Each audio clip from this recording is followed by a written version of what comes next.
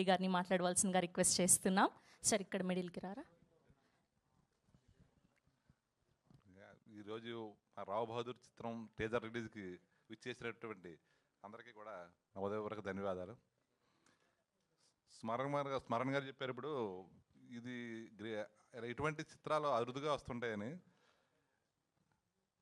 ఇందులో ఈ సినిమా తీయడం ఒక ఎత్తు, ప్రేక్షకులకు చేరువ చేయడం ఒక ఎత్తు. నేను ఒక 2 మాటలు మన విలేకరులు, మన పాత్రికేయులు వీరు అందరి ద్వారా ప్రజలకు చేరువ చేస్తారు ప్రేక్షకులకి అని చెప్పి నేను చెప్తాను. ఈ సినిమా కథ నమ్రత గారు ఫస్ట్ ఓకే చేశారు.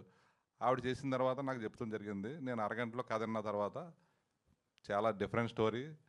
మనం ప్రేక్షకులకు సినిమా ఎందుకు చూపిస్తున్నాం, వాళ్ళకి ఆనందం పంచాలి, మేము సేఫ్గా ఉండాలి, ప్రేక్షకులు కూడా సినిమా చూసి మంచి సినిమా తీశారు, ఒక వినోదాత్మకంగా అందించారు, మంచి చిత్రం అని చెప్పి వాళ్ళు అనుకోవాలని చెప్పి తపన పడుతుంటాం మేము.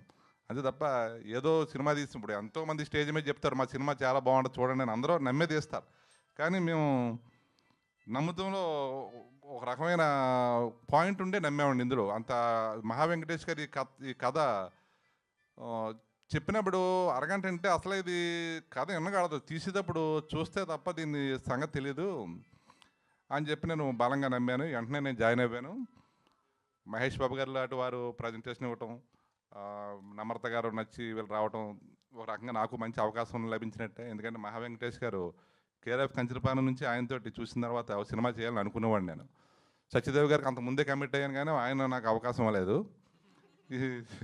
ఈ సినిమాలో విశ్వరూపం, సత్యదేవ్ గారు విశ్వరూపం అంటే సత్యదేవ్ని ఎందుకు పెట్టి చేశారు ఈ సినిమా అని ఒక డౌట్ ఉండొచ్చు ఇప్పుడు. కానీ చూసిన తర్వాత ఇంతకన్నా ఎవరైనా చేయగలరా అన్నట్టుగా ఖచ్చితంగా అనిపిస్తుంది ప్రేక్షకులకి. అంటే మహా వెంకటేష్ గారు ఎంచుకున్న క్యారెక్టర్ 5 సంవత్సరాలు ఏం పడ్డాడో తెలియదు కానీ ఆయన ఈ సినిమాకి అయితే మాత్రం ఒక కళ సాకారం చేయటాకే చేసిన పని ఇది. ఇప్పుడు గుండెల మీద చేసుకుని మేము చెప్తున్నాం, ఏదో ఇప్పుడు చెప్పాం కదా, నిజంగా గుండెల మీద చేసుకుని ఉన్నాం. సినిమా మొదలుపెట్టినప్పటి నుంచి కూడా మేమంతా ఇలాగే ఉన్నాం. ఎందుకంటే ఒడిశాలో షూటింగ్ అయినప్పటి నుంచి కానీ చూస్తుంటే ఏంటిది అసలు ఈ సినిమా మనమే చేస్తున్నాము సినిమా.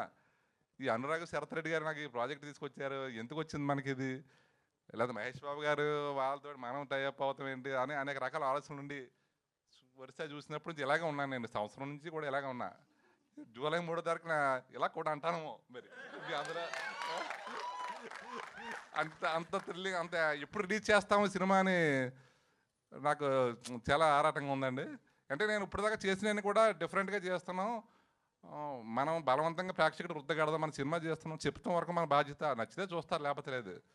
కానీ ఇది ఇంకొక రకం కొత్తదనం, వేరే కొత్తదనం, ఇంతవరకు ఎప్పుడు రాలేదు, నెవర్ బిఫోర్ ఇటు మూవీ రావటం. అంటే చూసిన తర్వాత అనుభూతి మీరే పొందుతారు. అలాగే మా స్మరణ గారు కూడా ఈ సినిమా కోసం ప్రత్యేకంగా ఆయన సాయి స్మరణ పేరు ఆ స్మరణ ఆత్మను చేసుకుంటున్నాం. బాగానే ఉందంతా. మొత్తం హీరోయిన్ దీపా థామస్ వాడు కేరళ నుంచి వచ్చి ఆవిడ చాలా బాగా చేశారు. ఇంత ఆనందంగా మాట్లాడుతున్నామంటే మాకు అంత కంఫర్టబుల్గా ఉంది సినిమా అయితే. ఈ మీడియా మిత్రులు అందరూ కూడా దీన్ని ప్రేక్షకులకు చేరువ చేసి కొంచెం అంటే మేము తీసింది ఏంటని తెలియపరిస్తే మాకు ఒక ఆనందం. కొంచెం థ్యాంక్ యూ సార్, ఈ అవకాశం నాకు వచ్చినందుకు. ఈ నిర్మాతగా చాలా సంతోషంగా ఉన్నాను. Thank you. అది అసలు స్క్రీన్ మీద కనిపించే యాక్టర్లు మాత్రమే వైరల్ స్పీచ్లు ఇవ్వగలుగుతారా? ప్రొడ్యూసర్లు కూడా ఇవ్వగలుగుతారు. అది అదరగొట్టేశారు. మీరు హ్యాపీగా గుండెల మీద చేసుకుని పడుకోండి, సినిమా హిట్ అంతే. ఓకే, అండ్ ఇప్పుడు మా అనురాగ్ గారిని మాట్లాడవలసిందిగా రిక్వెస్ట్ చేస్తూ ఉన్నాం.